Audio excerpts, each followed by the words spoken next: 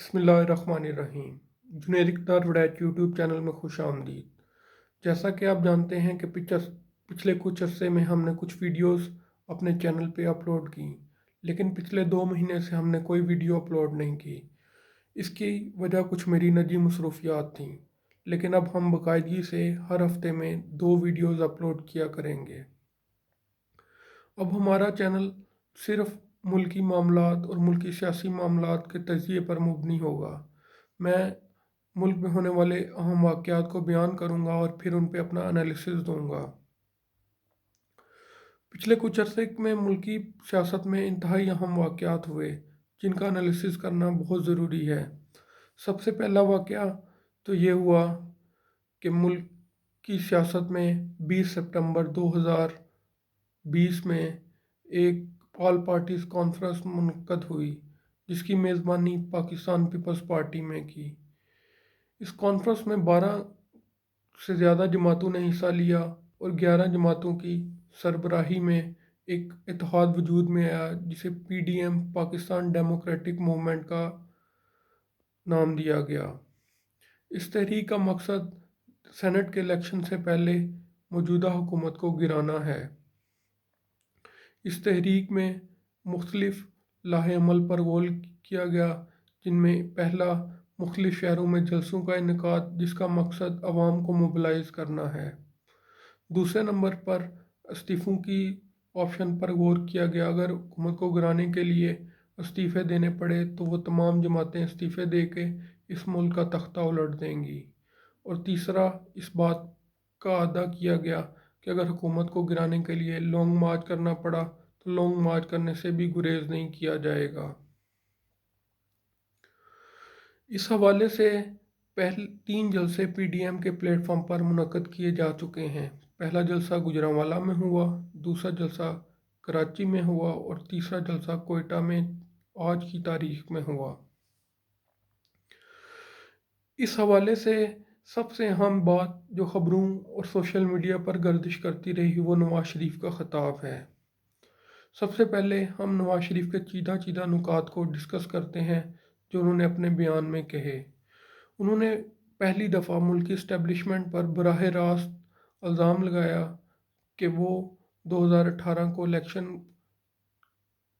के रिग करने और इमरान खान की हुकूमत को बनवाने में मुलव्वस हैं। इस हवाले से उन्होंने मुल्क की नामवर और अहम एजेंसी के सरबराह और फौजी इस्टेब्लिशमेंट का नाम लिया। ये मुल्क की तारीख में शायद ही हो कि एक अहम ओहदे पर रहने वाली शख्सियत यानी वज़ीर आज़म, जो न सिर्फ एक मरतबा बल्कि 3 दफ़ा मुल्क का वज़ीर आज़म बना हो, उसने इस तरह डायरेक्ट मुल्क की इस्टेब्लिशमेंट को मरूद इल्ज़ाम ठहराया हो। इस हवाले से हम देखते हैं कि इसके नून लीग की सियासत पर क्या असरात होंगे। नून लीग, जिसको प्रो इस्टेब्लिशमेंट की जमात भी कहा जाता है, नवाज शरीफ की सियासत का आगाज़ जन्नत जिलानी की वजह से हुआ, जिन्होंने जनरल ज़ियाउल हक ने गोद में लेकर नवाज शरीफ को न सिर्फ सियासत में इंट्रोड्यूस कराया बल्कि इस मुल्क का वज़ीर आज़म तक बनवाया। और नवाज शरीफ 99 तक प्रो इस्टेब्लिशमेंट ही सियासत करती रही, लेकिन उसके बाद थोड़ी तब्दीली आई और जनरल परवेज़ मुशर्रफ ने उन्हें मुल्क बदर कर दिया, जिसके बाद 2008 में नवाज शरीफ की वापसी हुई। और कहने वाले तो यहाँ तक कहते हैं कि 2013 में उस वक़्त की इस्टेब्लिशमेंट ने ही नवाज शरीफ को इक़्तिदार में आने का रास्ता हमवार किया।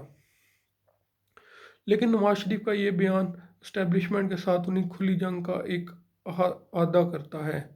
लेकिन हमें ये बात नहीं भूलनी चाहिए कि तमाम मुल्कों की इस्टेब्लिशमेंट अपने मुल्क के मफाद में हुकूमतें बनाने और गिराने में एक अहम किरदार अदा करती है। अगर आप न्यूयॉर्क टाइम्स और वाशिंगटन पोस्ट उठाकर देखें तो आपको लगेगा कि ट्रंप को इलेक्शन जितवाने में भी उनके इस्टेब्लिशमेंट का एक अहम किरदार था, और मोदी के वज़ीर आज़म बनने में भी उनके कॉरपोरेट सेक्टर और हिंदुत्व फ़लसफ़े के तहत उनकी जो बरहमन बरहमन आबादी है, उसके जो करता धरता और इंडियन इस्टेब्लिशमेंट ने मोदी को वज़ीर आज़म बनाने में राह हमवार की। इसी तरह जहाँ जहाँ जमहूरियतें हैं वहाँ इस्टेब्लिशमेंट की एक अपनी राय होती है اور وہ ملکی مفاد میں طے کرتی ہے کہ آنے والی حکومت کس کو دی جائے گی۔ اگر پاکستان کے معروضی حالات کو دیکھتے ہوئے انہوں نے کسی جماعت کے لیے ایک راہ ہموار کی اور ایک فیئر اینڈ فری الیکشن کا موقع دیا، جس میں عوام نے اپنے حق رائے دہی استعمال کرتے ہوئے اسٹیبلشمنٹ کی طے کردہ جماعت کو جتوایا، تو اس میں کوئی اچنبھے کی بات نہیں۔ اور یہ ملک کی سیاسی تاریخ ویسے بھی سول ملٹری ریلیشن کے حساب سے ایک چیکرڈ ہسٹری رہی ہے، جہاں پچھلی 70 سال میں 35 سال ملٹری نے ڈائریکٹ رول کیا اور 35 سال بھی ان کی ڈائریکٹ انوالومنٹ رہی ہے۔ یہاں ایک بات کی جو بحث کی جاتی ہے وہ نہایت اہم ہے۔ کہنے والے تو کہتے ہیں کہ ملٹری کا رول یا اسٹیبلشمنٹ کا رول جمہوری معاملات میں نہیں ہونا چاہیے، تو میں یہاں یہ بات بتانا ضروری سمجھوں گا کہ ملٹری اپنے آئینی کردار کی حد تک ہی انوالو ہے، بلکہ وہ کھلے عام نہ صرف ملک کی کسی جماعت کو اقتدار دلوانے میں بالکل ملوث نہیں ہے، وہ اپنے ملک کے مفاد میں جو بہتر سمجھتی ہے اس کے مطابق وہ کام کرتی ہے، اور ان کا کسی قسم کا کردار الیکشن رگ کرنے یا الیکشن کو چرانے یا کسی کو نافذ کرنے یا عوامی منشا کے مطابق کے بغیر کسی حکومت کو ملوث کرنے میں بالکل نہیں۔ اس کی سب سے بڑی مثال یہ ہے کہ اگر آپ 2018 کے الیکشن کے حلقوں کا جائزہ لیں تو یہ بات روز روشن کی طرح عیاں ہے کہ جہاں الیکشن کمیشن میں جو پٹیشن دائر ہوئیں، پنجاب کی حد تک سب سے زیادہ نااہلی کی رگنگ کی پٹیشن پی ٹی آئی کے کینڈیڈیٹس نے دائر کی، جن کی تعداد مسلم لیگ نون سے بھی زیادہ ہے۔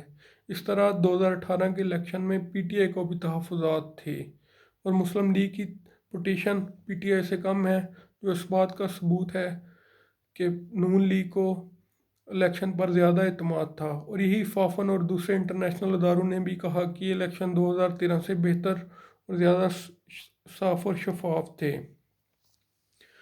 اب اسی ویڈیو کا ہم ایک دوسرا سیکول بھی کچھ دیر بعد یا 2-3 دن بعد ہم اپلوڈ کریں گے، جس میں ہم پی ڈی ایم میں نواز شریف کی تقریر اور اس کے ہونے والے اثرات ملک کی سیاست پر اس کا تفصیل سے جائزہ لیں گے۔ شکریہ۔